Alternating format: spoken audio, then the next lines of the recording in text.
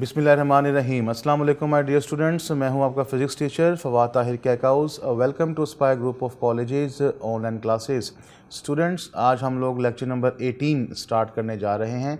Last lecture में हम लोगों ने करंट के बारे में पढ़ा, उसके यूनिट्स को देखा, करंट को मेटालिक मटेरियल में कैसे फ़्लो करता है उसके बारे में जाना, सोर्सेज ऑफ करंट के बारे में पूछा और चार्ज कैरियर्स के बारे में सीखा वो क्या होते हैं।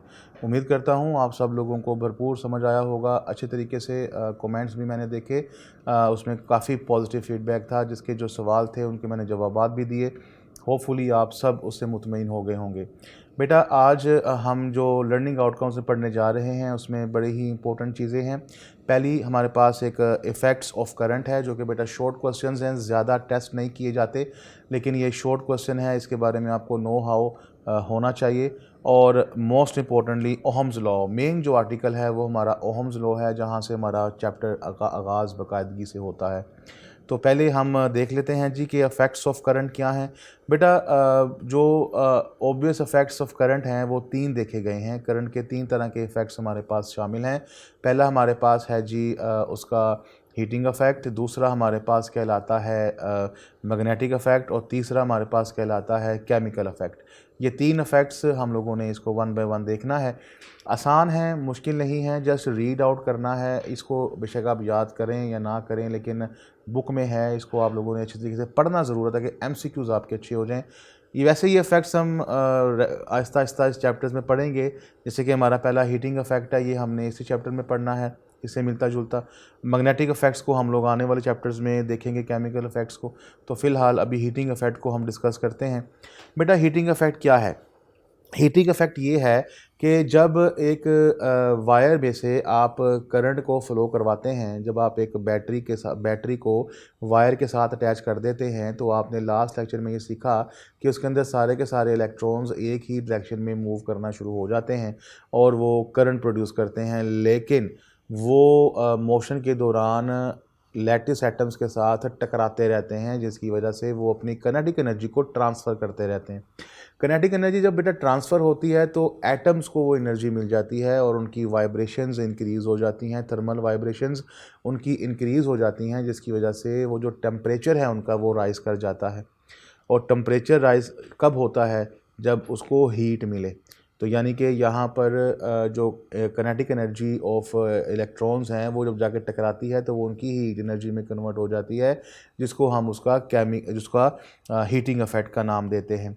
तो बेटा, हीटिंग इफ़ेक्ट के अंदर हमारे पास ये देखा गया है कि अगर एच हीट प्रोड्यूस होती है करंट आई की वजह से और उसकी रेजिस्टेंस आर हो टाइम टी के दौरान, तो फिर उसका हीटिंग इफ़ेक्ट आई स्क्वायर आर टी है।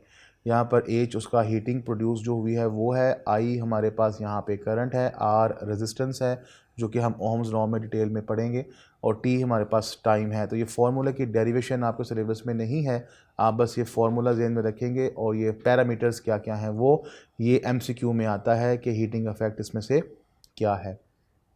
तो स्टूडेंट्स, ये हमारे पास हीटिंग इफ़ेक्ट था, बहुत छोटा सा, जो कि हमने प्रीवियस लेक्चर में भी इसको डिस्कस किया था। हम सभी जानते हैं कि इलेक्ट्रॉन्स जब जाके टकराते हैं तो काइनेटिक एनर्जी ट्रांसफ़र होती है, एटम्स को in the form of heat मिल जाती है, तो फिर वो हीट टेम्परेचर बढ़ता है। तो ये इस करंट का हीटिंग इफ़ेक्ट था, बहुत ही आसान। नेक्स्ट बेटा जी, हम इस हीटिंग इफ़ेक्ट को देखते हैं हमारी डेली लाइफ में कहाँ कहाँ पे। हीटिंग इफ़ेक्ट में आपने देखा है कि जो इलेक्ट्रिकल हीटर्स होते हैं, इलेक्ट्रिकल केटल्स हैं, इलेक्ट्रिकल टोस्टर्स हैं, इलेक्ट्रिकल आयरन्स हैं, इन सब के अंदर क्या है, आप जब कपड़े आयरन करते हैं तो इलेक्ट्रिकल एनर्जी को हीट में कन्वर्ट कर रहे होते हैं। आप जब एक टोस्टर इस्तेमाल करते हैं, ब्रेड को अंदर रखते हैं, तो इलेक्ट्रिकल एनर्जी उसको हीट अप करती है। आप जब इलेक्ट्रिकल केटल्स में चाय बनाते हैं या दूध गर्म करते हैं या पानी गर्म करते हैं, तो वो हीट कहाँ से मिल रही होती है? इलेक्ट्रिकल एनर्जी से मिल रही होती है, यानी कि करंट फ्लो हो रहा होता है तो वो इलेक्ट्रिकल एनर्जी को हीट में कन्वर्ट करती है। तो ये बेटा इसके डेली लाइफ में हीटिंग इफ़ेक्ट्स हैं। नेक्स्ट बेटा, हम पढ़ते हैं मैग्नेटिक इफ़ेक्ट। मैग्नेटिक इफ़ेक्ट बड़ा ही ज़बरदस्त है, ये हम चैप्टर नंबर 14 में भी इसको डिटेल में पढ़ेंगे।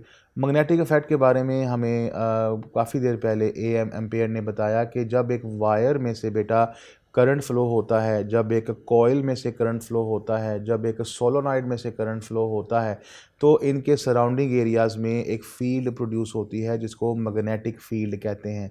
और उस मैग्नेटिक फ़ील्ड के अंदर अगर हम कोई मेटल लेके आते हैं तो वो उसके साथ असरअंदाज होता है, उससे अट्रैक्ट होता है, उससे रिपेल होता है, फोर्स लगती है उसके ऊपर। तो ये सारे के सारे इफ़ेक्ट्स हम लोग नेक्स्ट चैप्टर में पढ़ेंगे, जिसको हम लोग मैग्नेटिक इफ़ेक्ट का नाम देते हैं। बेटा ये जो मैग्नेटिक इफ़ेक्ट है ये डिपेंड करता है दो फैक्टर्स के ऊपर। एक फैक्टर है बेटा उसके अंदर चलने वाला करंट, और दूसरा फैक्टर है बेटा उसका डिस्टेंस उस वायर से जिसके अंदर करंट चल रहा है। तो बेटा जी the strength of the field depends upon the value of the current and distance from the current element. The pattern of the field produced by the wire, by the coil and the solenoid is shown below। बेटा जी ये हमारे पास wire का pattern है जो कि circular in the form of concentric circles है। ये हमारे पास प्रोड्यूस होने वाला कॉइल है। कॉइल में बेटा हमारे पास ये नॉर्थ टू साउथ फ्लो करता है, और ये सोलेनॉइड है। सोलेनॉइड को भी हम लोग डिटेल में नेक्स्ट चैप्टर में पढ़ेंगे, कॉइल को भी पढ़ेंगे, वायर को भी पढ़ेंगे। तो ये सब बातें हमने डिटेल में पढ़नी है कि कॉइल में ये पैटर्न कैसे बनता है, सोलेनॉइड में और वायर में मैग्नेटिक इफ़ेक्ट्स क्या हैं, वो इंशाल्लाह नेक्स्ट चैप्टर में डिटेल में पढ़ेंगे। तो बेटा जी ये हमारे पास इसका मैग्नेटिक इफ़ेक्ट है ना। नेक्स्ट है जी हमारे पास केमिकल इफ़ेक्ट। केमिकल इफ़ेक्ट बेटा आप सभी लोग जानते हैं, आपने फर्स्ट ईयर में इलेक्ट्रोलिसिस पढ़ा है, ये सारे का सारा वही है। यानी कि आपके पास एक वोल्टामीटर होता है, वोल्टामीटर में हमारे पास डाइल्यूट सल्फ्यूरिक एसिड या आप डाइल्यूट कॉपर सल्फेट सोल्यूशन इस्तेमाल करते हैं। देन दो आप रोड्स इस्तेमाल करते हैं कॉपर के, एक को हम कैथोड बना लेते हैं, दूसरे को एनोड जिसको आप इलेक्ट्रोलाइट कहते हैं। देन बेटा इसके अंदर हम फिर कॉपर जब बैटरी को अटैच करते हैं, कैथोड एनोड बनाते हैं, तो फिर कॉपर के आयंस जाकर वो कॉपर एटम बनाते हैं, वो फिर जाके कॉपर सल्फेट के साथ मिलकर कॉपर सल्फेट बनाता है, और ये सारा प्रोसेस चलता है। ये सारे का सारा वही है। तो बेटा जी हम यहाँ पर इलेक्ट्रोलिसिस के अंदर the chemical changes produce during the electrolysis of liquid are due to the chemical effects of the current. तो इसमें हम जो इलेक्ट्रोलिसिस है इसमें हम लोग केमिकल इफेक्ट ही देखते हैं, केमिकल रिएक्शंस को देखते हैं। हमारे एग्जांपल में हम लोग जो लेंगे वो बेटा जी हमारे पास कॉपर सल्फेट सोल्यूशन होगा। और याद रखिएगा कि ये जो केमिकल इफेक्ट है ये डिपेंड करता है लिक्विड के ऊपर and the quantity of the electricity passed to the liquid. ये दो फैक्टर्स हैं जी कि लिक्विड की नेचर क्या है, यानी कि वो कॉपर सल्फेट होगा तो अलग इफेक्ट्स हैं, डाइल्यूट सल्फ्यूरिक होगा तो वो अलग इफेक्ट्स हैं, और quantity of the electricity pass, कि आपने कितना करंट पास करवाया है। तो बेटा जी ये हमारे पास दो फैक्टर्स हैं जो कि इंपॉर्टेंट MCQs हैं, और ये शॉर्ट क्वेश्चन भी आ सकता है कि केमिकल इफेक्ट में जो हमारे पास किन फैक्टर्स पे डिपेंड करता है। इलेक्ट्रोलाइट बेटा जैसे कि आपको मैंने बताया कि the liquid which conducts current is known as electrolyte. वो लिक्विड जिसके अंदर से आपने करंट को पास करवाना है वो इलेक्ट्रोलाइट है। और इलेक्ट्रोलाइट को हम जिस डिवाइस में लेते हैं वो वोल्टामीटर होता है। इलेक्ट्रोड आप जानते हैं कि वो रोड्स जो इस्तेमाल की जाती हैं उनको बोलते हैं इलेक्ट्रोड, और जिसमें हम एक एनोड बना लेते हैं, दूसरी कैथोड बना देते हैं। वोल्टामीटर आप जानते हैं कि वो वेसल जिसके अंदर आप इलेक्ट्रोड्स और लिक्विड्स को रखते हैं, यानी कि इलेक्ट्रोड और इलेक्ट्रोलाइट को रखते हैं, उसको वोल्टामीटर कहते हैं। ये बेटा इसकी डायग्राम है। यहाँ पर ये हमारे पास इधर सोल्यूशन है जिसको हम लोग अपना डाइल्यूट सल्फ्यूरिक एसिड लेते हैं या कॉपर सल्फेट लेते हैं।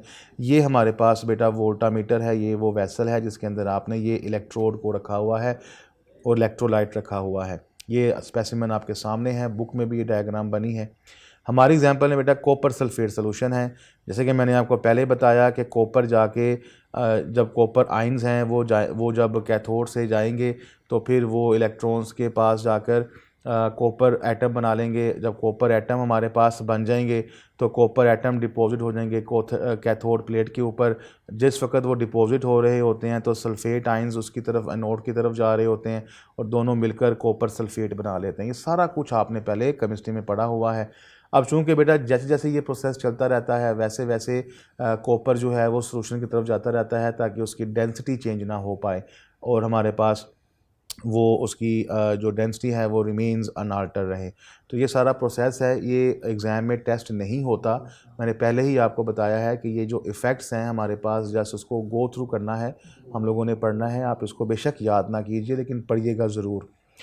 अब बेटा जी हमारे पास जो इफ़ेक्ट्स ऑफ करंट हैं इसके अंदर एक लास्ट डेफिनेशन है इलेक्ट्रोप्लेटिंग की जो हम इससे पढ़ते हैं। इलेक्ट्रोप्लेटिंग बेटा एक ऐसा प्रोसेस है जिसके ज़रिए हम एक चीप मेटल के ऊपर एक्सपेंसिव मेटल को कोट कर देते हैं, जिससे उसकी प्राइस बहुत ज़्यादा हो जाती है।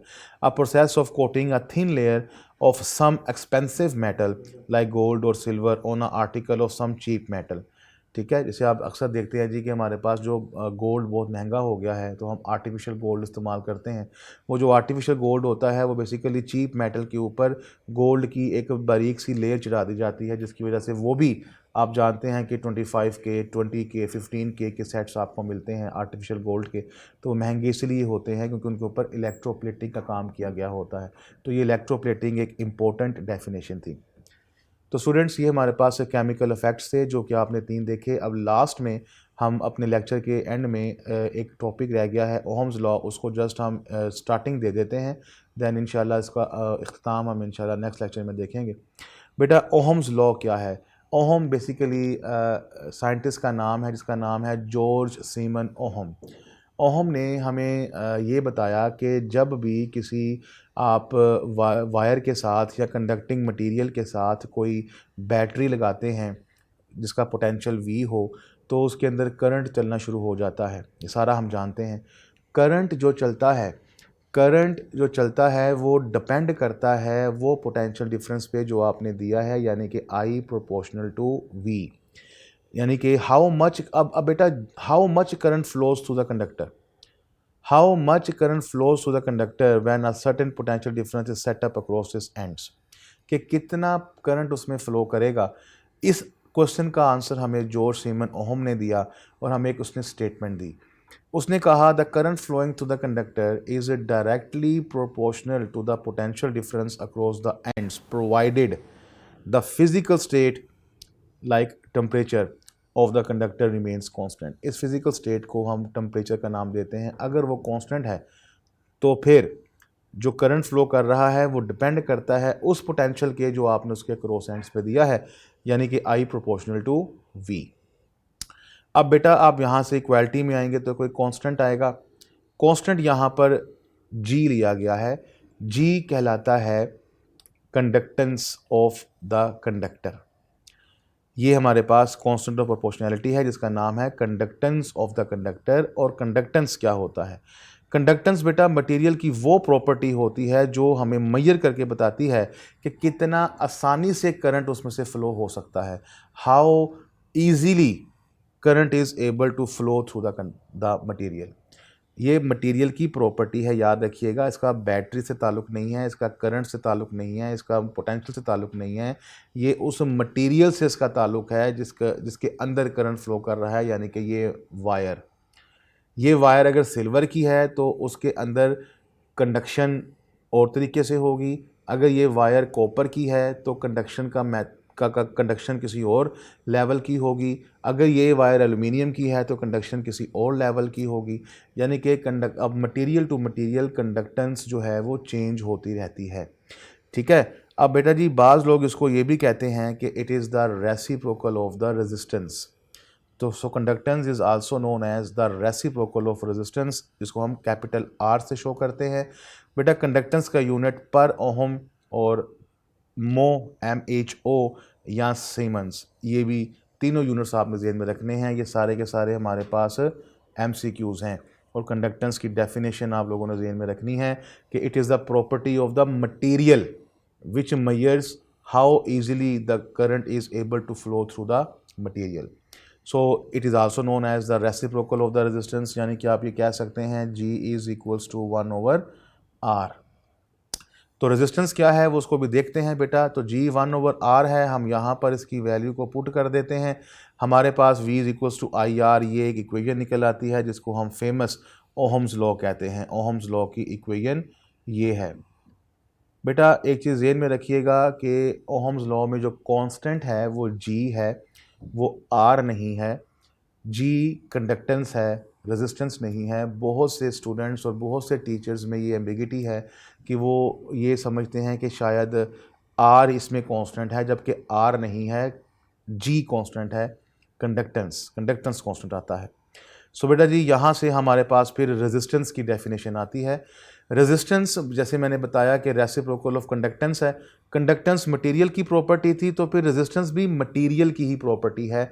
कंडक्टेंस क्या था कि how easily the current flows, और रेजिस्टेंस है कि how much opposition offered to the current. So हम कहेंगे it is the opposition offered by the material offered by the conductor to the flow of charges. अब conductance में क्या था कि हाउ इजीली करंट फ्लोज, यानी कि अब इजी का ऑपोजिट क्या हो जाएगा, ओपोजिशन, मुखालफत। तो रेजिस्टेंस चूंकि कंडक्टेंस का रेसिप्रोकल है, so resistance is the opposition offered by the material to the flow of the charges. Basically बेटा रेजिस्टेंस में होता क्या है, रेजिस्टेंस है क्या, जैसे कि आप जानते हैं कि इलेक्ट्रॉन्स जब चलते हैं तो क्या इलेक्ट्रॉन्स फ्रीली बड़े आसानी से मूव कर लेते हैं। प्रीवियस लेक्चर में आपने क्या सीखा था कि मोशन के दौरान ये एटम्स के साथ स्ट्राइक करते हैं, तो जो जो आप बेटा एटम्स के साथ स्ट्राइक करेंगे आपकी मोशन पे इफेक्ट पड़ेगा। आप बस ये देख लीजिए कि आप अगर स्ट्रेट लाइन में जा रहे हैं, जाते जाते आपके सामने हर्डल आ जाता है, तो आपकी मोशन वैसे नहीं रहती, आपको वो हर्डल पार करने के लिए थोड़ी सी एफर्ट करनी पड़ती है, तो आपकी मोशन थोड़ी सी डिस्टर्ब होती है। बिल्कुल ऐसे ही इलेक्ट्रॉन भी जब फ्लो करते हैं तो एटम्स के साथ स्ट्राइक करते हैं तो उनकी मोशन में अफेक्ट पड़ता है, उनकी एनर्जी लूज होती है, तो जिसकी वजह से इसको हम रेजिस्टेंस का नाम देते हैं। Basically resistance is the collision between the lattice atoms and free moving electrons. आप सिंपली ये ज़हन में रखिएगा कि रेजिस्टेंस प्रॉपर्टी मटेरियल की है, लेकिन रेजिस्टेंस की जो डेफिनेशन है, रेजिस्टेंस है क्या, ये बेसिकली कोलिजन है between the lattice atoms and the free moving electrons. इसीलिए मैंने नीचे डिफाइन किया है, it is the property of the conductor offered due to the collision between the fast moving electrons and the lattice atoms. तो बेटा इसका unit resistance का George Simon Ohm के नाम से ही है, ओहम। तो आप इसको ओमेगा से ग्रीक लेटर से शो करते हैं, जो कि मैंने यहाँ पे नीचे आपको दिखा दिया है। तो स्टूडेंट्स ओहम्स लॉ का जस्ट इंट्रोडक्शन मैंने आज आपको दिया है, इसको डिटेल अभी हम लोगों ने पढ़नी है। काफ़ी इंपॉर्टेंट लॉन्ग क्वेश्चन है ये हमारा। अभी तक जो भी पढ़ा है इसमें हम लोगों ने शॉर्ट क्वेश्चंस देखे हैं, एमसीक्यूज देखे हैं, और केमिकल इफेक्ट, हीटिंग इफेक्ट और मैग्नेटिक इफेक्ट देखा। आज के लेक्चर को अच्छे तरीके से बुक से रीड कीजिए, यहाँ से देखिए, इसको समझिए, मेरे वर्डिंग्स को सुनिए, बार बार देखिए। अगर कोई सवाल है तो अपने कमेंट्स में लाजमी दीजिए। तब कल नेक्स्ट लेक्चर के लिए अपने टीचर को इजाज़त दीजिए। अल्लाह हाफिज़।